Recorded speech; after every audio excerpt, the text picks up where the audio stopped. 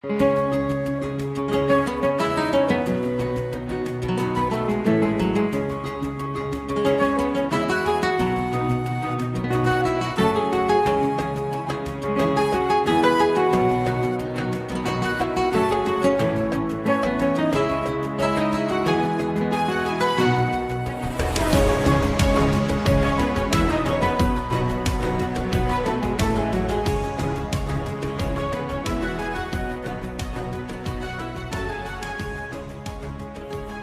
morning and welcome to today's edition of A Slice of Medieval. We have a wonderful guest today who is, I think, our first Scottish guest, Stephen A. McKay. His first book was published in 2013 and is called Wolf's Head and is part of a 4-book series on Robin Hood. Since then, he's written the fabulous Druid series based on Bellicus and involving the great Merlin and King Arthur. And he's about to launch a new series with the first book titled The Heathen Horde. Is that right, Stephen? Yep. So without further ado, let's welcome Stephen. Hello, Stephen. Hello. And thank you for joining us this morning. Thanks for having me. Nice to be here.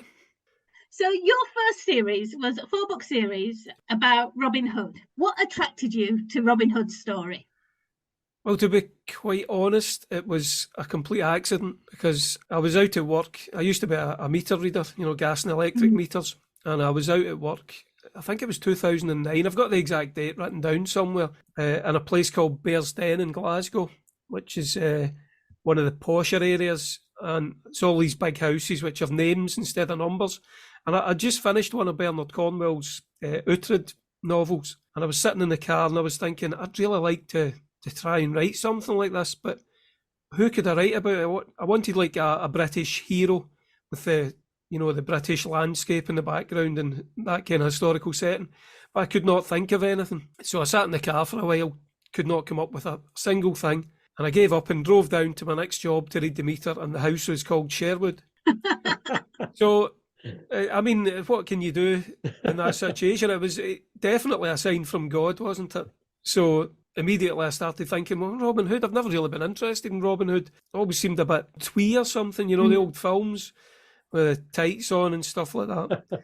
But when I actually started to research it, I realised how good a story it really was. The only problem that I had was once I'd really started to get into it and doing the preparation for it, my mum came up one day and gave me a book to read, and it was Angus Donald's Outlaw. And I thought, oh, for God's sake, somebody's beat me to it. And it's already been done. But of course, his books are completely different to mine. They are. I've read both. Yeah. Yeah. They're both really enjoyable. I'm one of those. I'm a real Robin Hood fan as well, because I live 30 minutes from Sherwood Forest. So anything course. Robin Hood, I tend to try and get hold of. I mean, I liked his book. You didn't put him in Sherwood, though. Well, he does go there sometimes. But that was one thing when I did the research, because obviously everybody thinks of Robin Hood and it's certain things, a certain king and a certain place, which is Sherwood. And I thought, well, if I just do that, it's just basically almost copying what everybody else has done. There's nothing different. So I was glad when I was doing the research to find that actually the very first Robin Hood ballads were set in Barnsdale in Yorkshire, which isn't that far away from Sherwood. I mean, no, it isn't. I think they could make it there in like a day or something on horseback, maybe even less than that. Yeah. So there was a bit of tie-in between the two. So that's why I made it Barnsdale. Robin Hood in Barnsdale stood, I think, is the very first line of the oldest known Robin Hood ballad. So where did you get your research from for that? Well, it's the usual, isn't it? And back then, there probably were podcasts, but I never knew anything about podcasts for a good few years after that. So it was mostly just books, occasionally websites, but not quite so much even back then. I think J.C. Holt has written the kind of most famous one, and Graham Phillips with Martin Keatman. That was one of my kind of favourite books because that kind of went off in tangents really and wasn't quite so scholarly. It kind of brought in some more mystical ideas even. And then there was other books that went even further that way, kind of more pagan aspects of it. I still kept my Robin as a Christian, but bringing in all these other elements made it a bit more interesting. Yeah. I should mention, obviously, Robin of Sherwood, because I was a bit too young when that came out. I don't remember. I mean, I remember watching the Dukes of Hazzard and Knight Rider around that time, but I don't remember ever watching Robin of Sherwood. So I started watching that when I was researching the books. I must have been in my 30s then at that time, and I just absolutely loved it. Bought all the DVDs, sat and watch it kind of every year now in summer. Then I bought the Blu-rays, and I mean, it was a big influence in those books, as anybody can probably tell reading it, the camaraderie and stuff. And those characters and the actors that portrayed them just seemed so big and brash and kind of likeable, if you know what I mean. Even the baddies. It was a good take on Robin Hood, wasn't it? The way they did it. Yeah.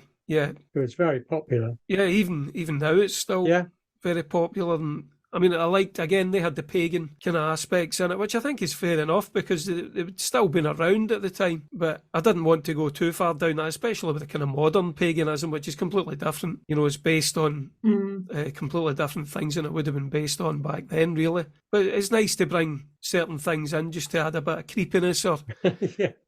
You know, I'm not saying pagans are creepy, but you know what I mean? There's certain aspects that you can bring in and have it contrast with the Christianity.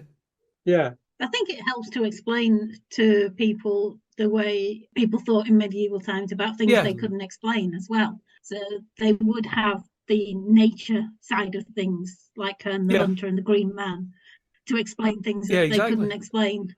So they had that, and they had like the songs and the stories that are always good to slip one of those in just to add a bit of colour to it. And I think the first book, Wolf said, actually pretty much starts off with they're sacrificing a bull, which might seem strange in such a Christian country at that time that they would be doing these pagan practices, but apparently they did. You know, it was just a holdover. And even now we still have certain things like Halloween and stuff like that are completely pagan in origin, but you know, they still carry on to this day despite the church's, you know, protestations or whatever.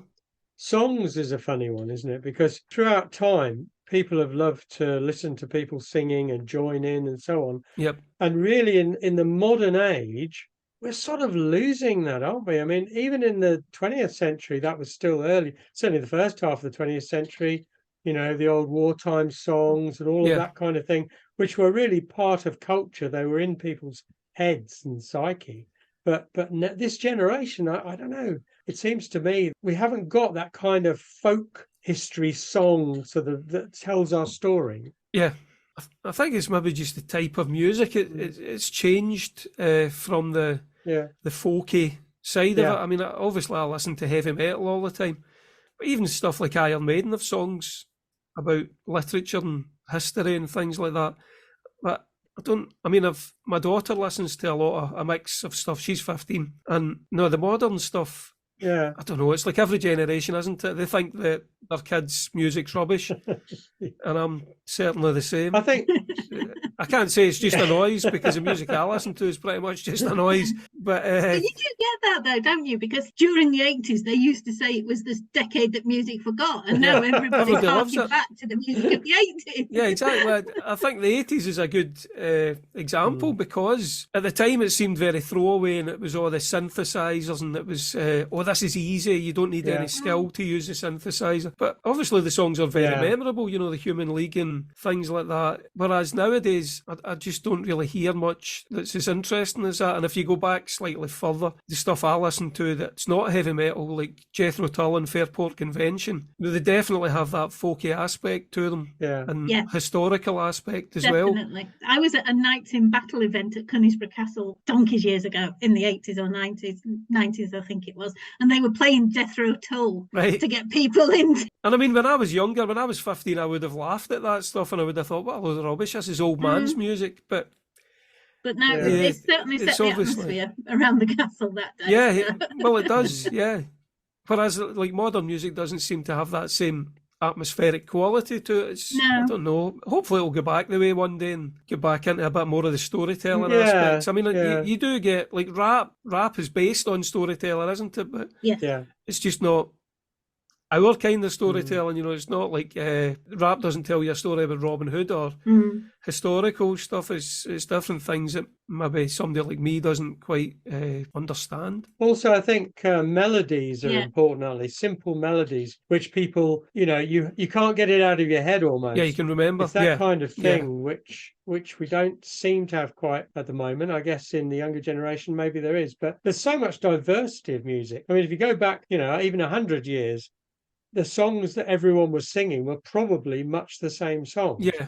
From much the same artists or singers. Yeah. Whereas now there's just so much variety of music that, you know. Well, it's so easy to find it. It isn't quite the same. And everybody, I mean, me included, thinks they're a songwriter. And they stick stuff up on Spotify or what. We've got our theme song on YouTube and stuff like that.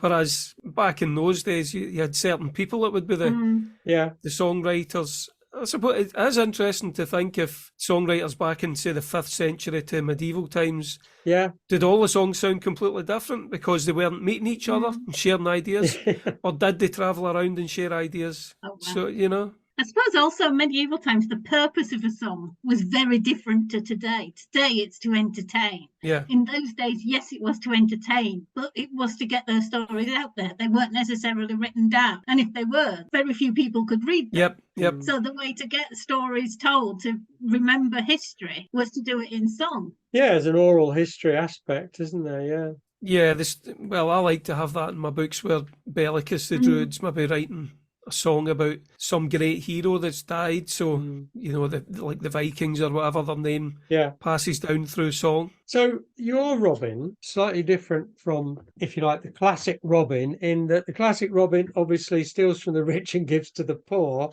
Your Robin is a little bit different. Was it just to be different? How did you see the character? I think I just wanted to try and make him as realistic as possible. You know, in the final book, I got to a point where I'd kind of done some good baddies. But like the Sheriff of Nottingham, he wasn't really a baddie.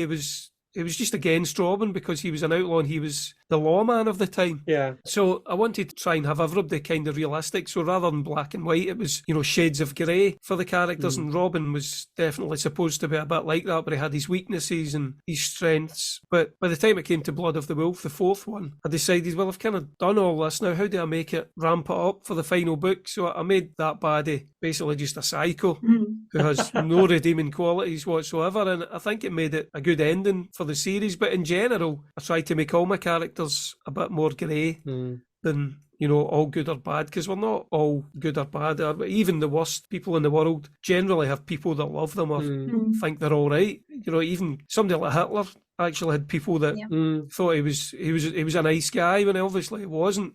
But so you have to kind of try and write the story with the characters from that kind of point of view, and that was what I did with Robin, really. Well, I think it was good. We were talking about this last week with Catherine, weren't we? Catherine Warner, about the way even historians have sometimes portrayed people as black and white. Yeah. If somebody died young, they were always ill. You know, if they ended up being bad, then they were always bad. And it's never that way. Life makes you what you are. Yeah. Yeah. I think occasionally you do get people in life that are bad pretty much from the moment they're born. Yeah. But it's quite rare, and it does make for a good villain in a book, but generally I think it's better to have shades, different shades. Yeah, definitely. But I must be honest, I was a wee bit surprised because I don't really remember Robin being particularly bad in my books. No, he wasn't. He was... Maybe not the shining hero that the TV Robin Hoods in the 50s and 60s and so on. Yeah. Yeah. They always did everything right. Every decision was perfect, you know, to the point of almost getting themselves killed every 5 minutes. They always had to do the right thing. The noble thing. Yeah. Yeah, I don't is that realistic? I doubt it. We all have... We all have fears and stuff. I mean, I was watching SWAT last night, the American TV show, which I love, but it's very formulaic, and the main guy, Shamar Moore, he's brilliant in it, but he's given a speech to a guy that he's just shot saying, we can't all be heroes, you know, you have to do it through training. And you're sitting watching it, you're thinking, oh, I wish I was like him.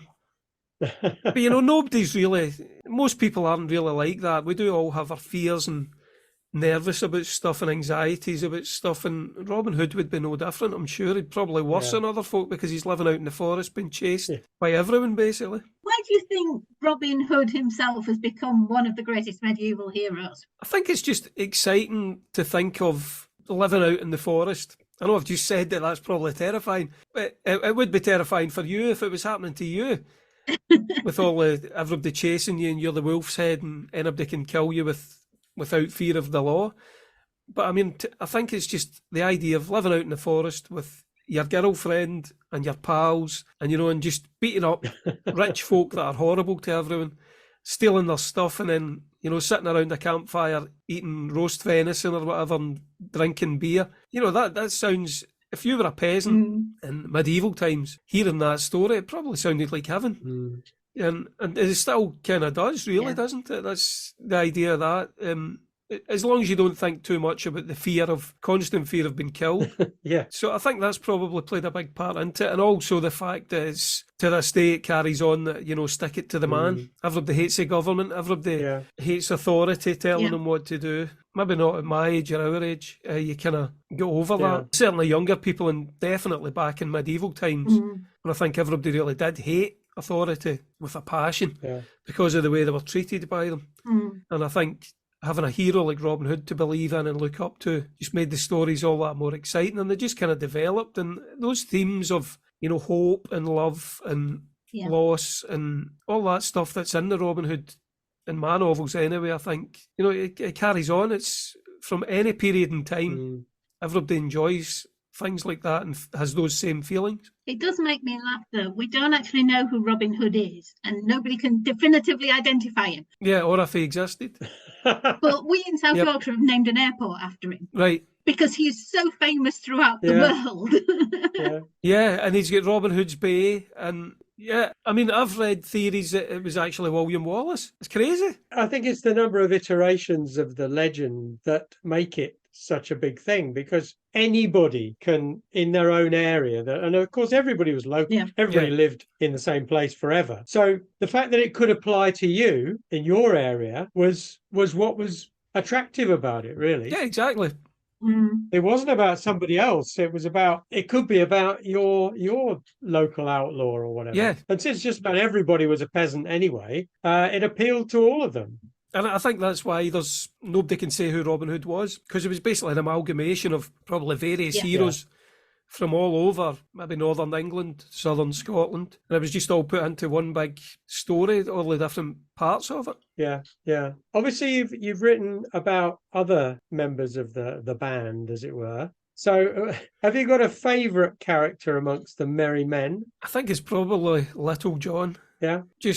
I mean, I like these kind of characters. Bellicus is the same, just a big, huge guy that can kind of shove everybody out the road if they get in his way. Any enemies that try to stand against him, they just get a whack and knocked out the road.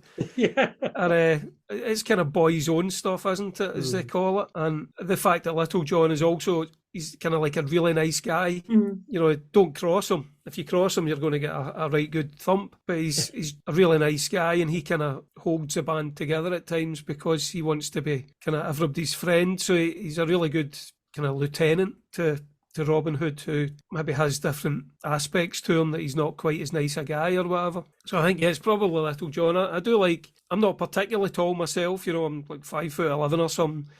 And it's always kind of fascinated me when you see this enormous guy maybe walking into the shop. And you think, I wonder what it's like to be as tall as that. Yeah.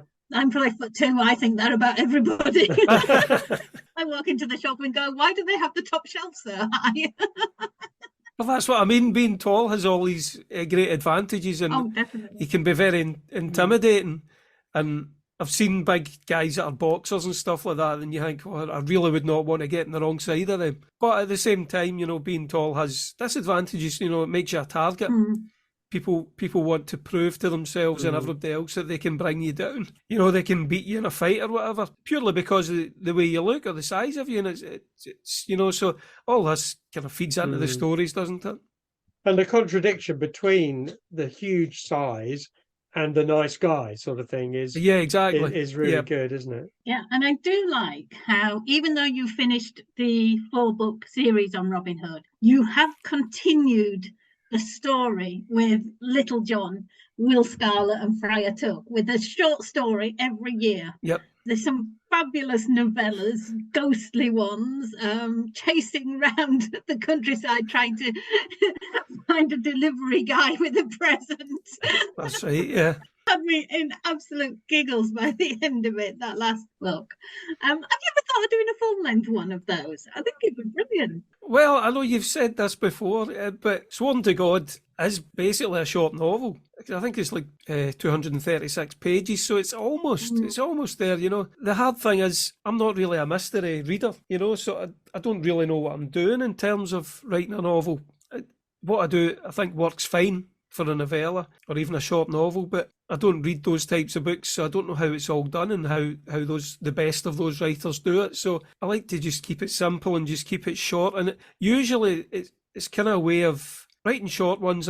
It's a lot of fun because there's not so much involved. You know, you don't have to keep things as tight together as what a full novel does. You know, there's not so much that goes into it, not so much planning, not so much editing. You can just kind of knock it out and stick it out there. And especially at Christmas, you know, I don't know if you wrote a full novel, because they don't sell that well because they're short.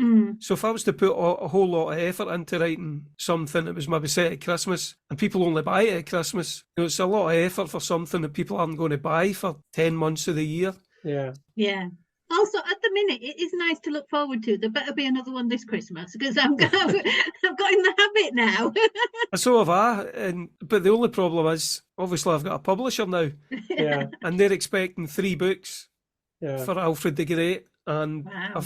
I managed to finish the first one 2 months ahead of time, I think. Hopefully I'll do the same again with this one, the second one. But then, do I have time to then self-publish a short story? I don't know. I never thought I would have time last year because I knew I would be having to start the Alfred stuff, and I just managed to find like a week or something to quickly write it and then get it all edited. So I'll try, but I don't have any ideas or anything yet. So I'll need to come up. I'll hopefully find something. You know, it's usually like true crime podcasts that throw up some kind of creepy story or something that I can then have Friar Tuck investigate. So, who's your favourite Robin Hood from TV or film? I feel kind of bad saying Michael Praed because I feel sorry for Jason Connery. Yeah, but at least you're not saying Kevin Costner. I don't really remember that movie. I think it was okay at the time, but Kevin Costner's all right. I don't have anything against Kevin Costner. I think the problem with Kevin Costner was the fact that Alan Rickman and the Bryan Adams song. Yeah. He stole the show. Yes. But he was definitely better than Russell Crowe, who was... Oh, yeah. I mean, it was just that crazy accent that seemed to be Irish or something. Yeah. That was... Made it almost unwatchable, that bizarre accent. Well, he should have just done the Gladiator accent and it would have been brilliant because he was so good in that. I don't think anything can compare to Robin of Sherwood. And it's a shame. Yeah. And I think it has to be Michael Praed because he was the one who started it. Yeah, he's the one that made it his character. And I do like the episodes with Jason Connery. I think they're fine. Yeah. And if he'd been the only one, it would have been great as well. It's just that Michael Praed was so good. And to be honest, although I'm straight, you have to admit that Michael Praed was an extremely handsome guy. He was. You know, he did certainly. I was a teenager at the time, yes. Yeah, I'll bet you loved him then, because, I mean, he's such a handsome guy, and not that Jason wasn't, but Michael Praed was he's one of those guys that, as a man, you look at and you think, God, I wish I looked like that. I used to look at most men and say that, actually. I think we do, don't we? That's why we like to write books, Derek, and we make our characters big and strong and tall and handsome. Exactly. We can believe we're them for a wee while. Right. Well, we usually ask who you would want to play, in this case, Robin Hood. And then we find that nobody can remember anybody who's actually of the right age to play them, because we can remember everybody, all the actors who are older. But Michael Praed is obviously probably the answer. But if it was now, I don't know. I probably wouldn't. Yeah, I probably wouldn't pick Michael Praed. I would want somebody a bit grittier for the role. Because Michael does seem again like such a nice guy that I don't think he would really fit the role. But I don't know. I don't really watch that much TV or watch movies really that much. So I don't know that many modern actors. So you started this new series. Is the first book called The Heathen Horde, or is that the name of the series? No, that's just the first book. Yeah.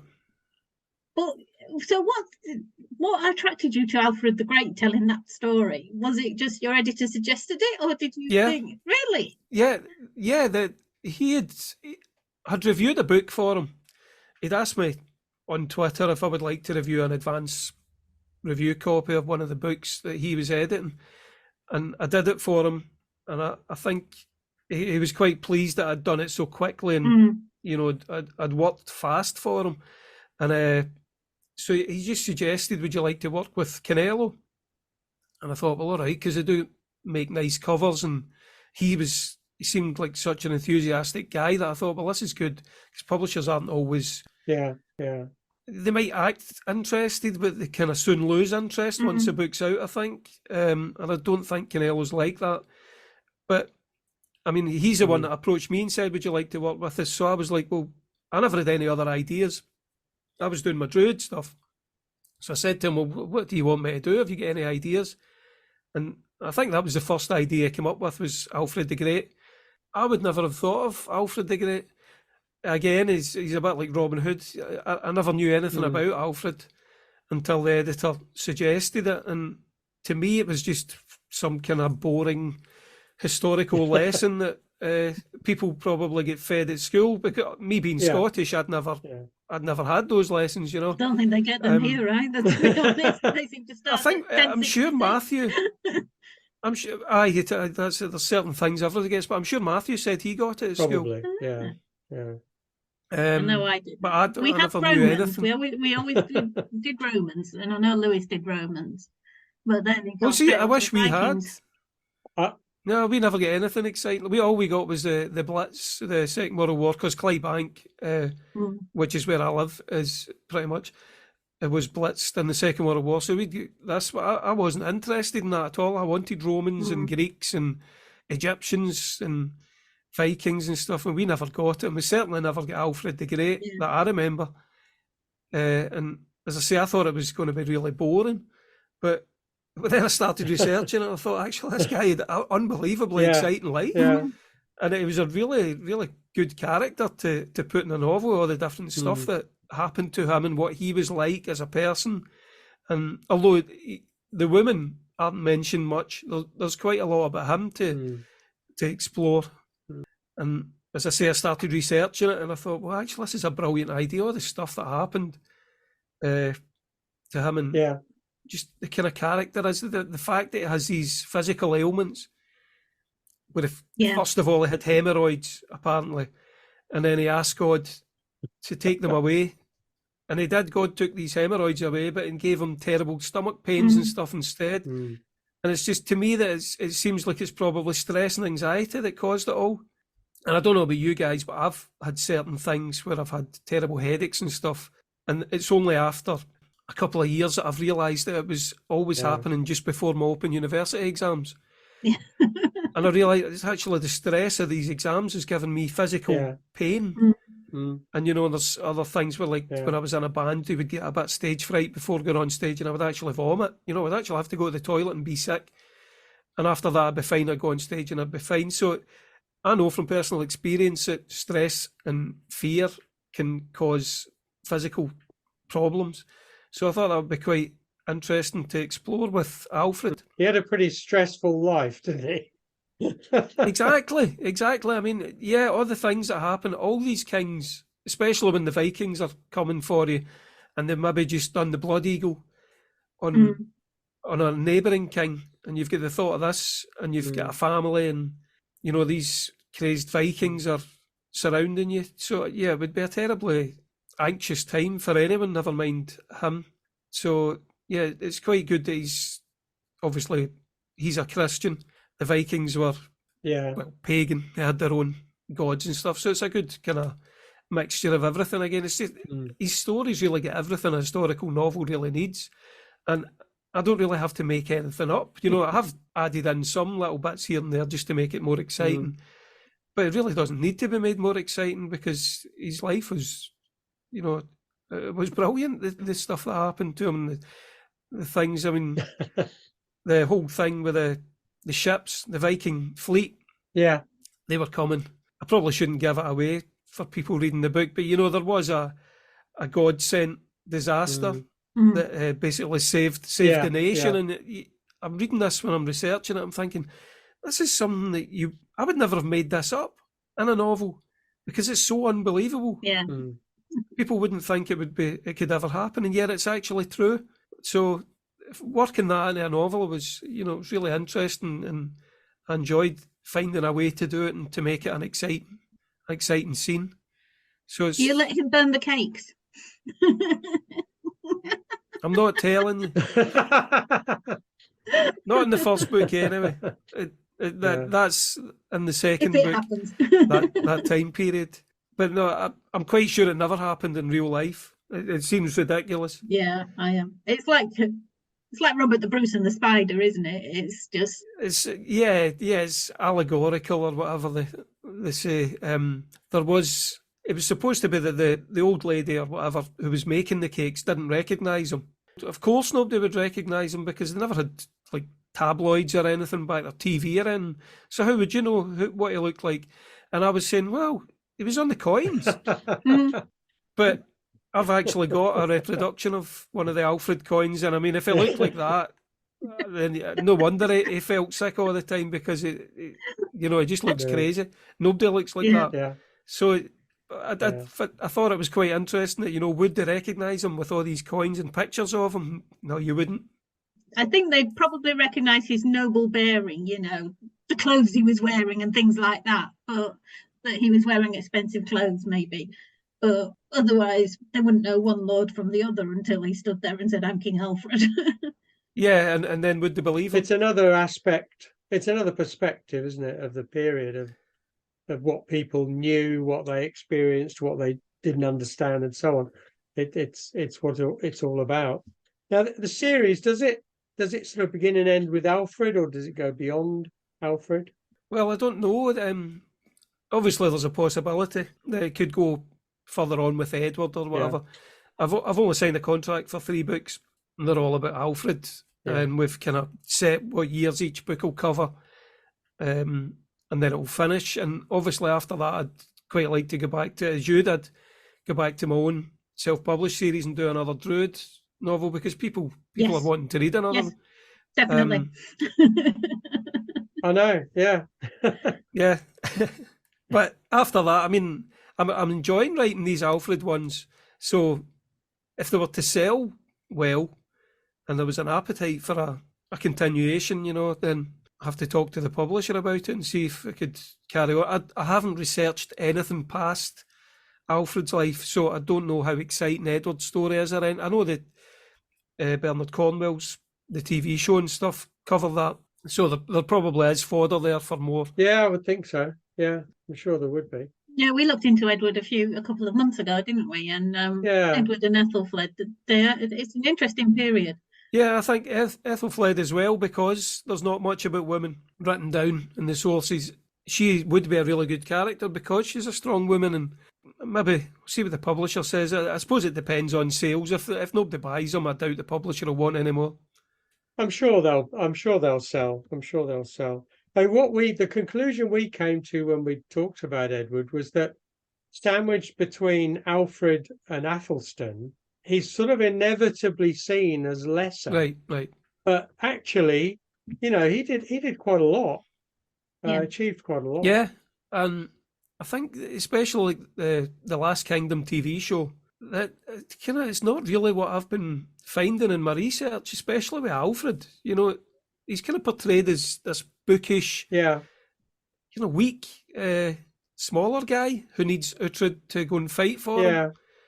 And I just don't really get that from the research at all. Alfred himself was a famous warrior, who led his troops into battle. All the kings did back then. That's how they got the respect. They had to stand at the front of the shield wall themselves.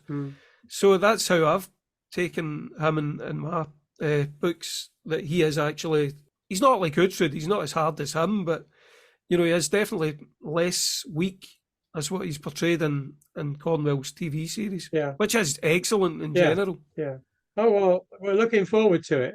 I think it's easy to go either way because he had this illness, which, I mean, I think lately, is it Crohn's disease they think is most likely? Yeah, they think it was Crohn's disease. It seems to basically be like stomach pains. I mean, people thought he was going to die because of it, but he never. You know, he suffered with it for, years and years. It never killed him. Maybe it didn't end. I don't know. I've not really researched that far ahead, so I don't want to go too far ahead because I'm going so detailed to it. But it certainly never killed him, for years. So he obviously wasn't that weak. And to be... And he's a bit like King John as well, isn't he? He was something like the fourth or fifth son. That's How right. on earth he actually became king is a bit of a miracle. Yeah, exactly. Well, he never thought he would ever be king. So he hadn't prepared for it. He wasn't trained to do all the stuff that a king was supposed to do. It was just kind of thrust upon him. And yet somehow he managed to be so good at the job that he's known now as Alfred the Great. So for a guy that nowadays seems to be portrayed as a bit of a weakling with this, piles and stuff like that, as if it's some kind of joke. It really wasn't. He was a really good character for a novel. Brilliant. I can't wait. Looking forward to it. Yeah, it's usual though, isn't it? Once you finish it and you think, oh, that was quite good, and then you start to panic and you think, is it good though? Will anybody like this? Maybe it's rubbish. Yeah, I think we all get that, don't we? Yeah. Wait and see the first reviews coming out and hope they're good. Well, we look forward to it, certainly. It's really, really interesting. You'll have to come back and talk to us about it when it's out. Definitely. Yeah, we were looking for someone to talk about King Alfred, weren't we? we were. We were talking. We were saying, should we do one on Alfred? So, October. Well, there you go then. And hopefully that'll be, and that'll be fresher in my mind than Robin Hood. But, so hopefully, although I won't have any excuses if I don't know anything about him. Well, thank you very much, Stephen. I've really enjoyed. Thank you for having me. Aye. And I must say, I absolutely love your music. We were talking about that earlier, like the Jethro Tull type atmosphere. And it's something as I said, I write my own songs and stuff, but they're pretty much heavy metal. Or at the closest they could come to folk music would be like an acoustic song that maybe sound like Led Zeppelin. But your theme song is something, that's the kind of thing I would really love to be able to write. I love that kind of music, but I could never write it myself. The actual artist's name is Adriel Fair. We had about 5 or 6 we sort of listened through and decided that one was about as appropriate as we could find, See, I think most people probably skip theme songs after they've heard them. If you're a regular podcast listener, you just go skip through all this, skip through all the adverts, hurry up and just start talking. Yeah. But I do like your music. Well, it's been great to talk to you. And we will certainly pencil you in for October to talk about Alfred, because that'll be great. It'd be good for me as well. Promote the book. Absolutely, yeah. I'm going to pencil it in now, and then I will remember. We'll look forward to it. October. And I'll definitely review it before then, time permitting, because that's the other thing. People who ask me, I know. I've almost stopped reviewing books because I can't. Yeah. I want to be able to do justice to it. Yeah. And I've started doing these 2-minute video reviews because I just sort of sketch it down and record it, and then it's done. Which may sound a bit lazy, but I just can't find time to write a review these days. It's just, what it's like. You're writing or researching. Exactly. I just can't find time to read novels. If it's on Audible, I might listen to it. But even at that, there's so much. Yeah. Like I use podcasts for research now as well. Mm. Well, it's been great to talk to you anyway. Great to meet you, first of all, and to talk to you. And hopefully it won't be too long before we talk to you again. Aye, hopefully there'll be a successful novel to discuss in October. Yeah, good luck with that. Yeah. I'm sure there will be. I've read all the others. Yeah, I know what I'm letting myself in for. Yeah, but that's... You do start to think, well, I've done all these other ones. I should know what I'm doing by now. But then there's always a wee bit of doubt that, maybe I should have done this or done that. I know what you mean. Keeps you on your toes. Yeah.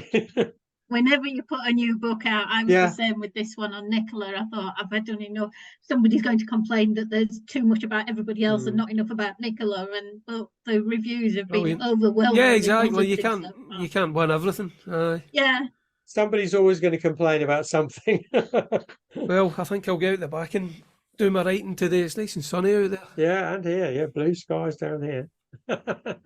Okay, then. So we'll come at you again when the book's out, and I'll try and get hold of an ARC to review as well. If you get Kit to... I'll say to my publisher. They asked me for a list of people. Okay, then. So see you later in the year, hopefully. Yeah, definitely. And great to talk to you. Thank you. Thanks very much, Stephen. Okay. Excellent. Okay, thanks, guys. Bye-bye. See you later. Cheers. Thanks a lot. Bye-bye. Join us next time on A Slice of Medieval, when we'll be investigating the life and career of Margaret of Anjou, the wife of Henry VI of England and a leading figure in the Wars of the Roses.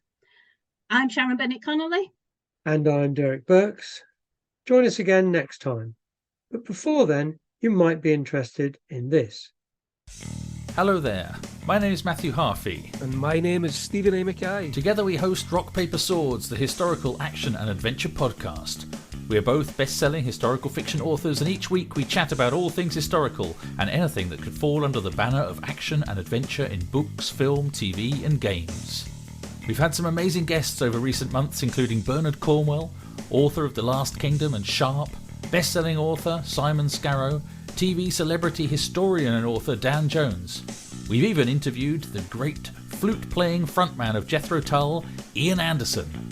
So, if you're into history, historical fiction, action and adventure, writing, and rock music, or any of the above, we'll have something for you on Rock Paper Swords, available wherever you listen to your podcasts.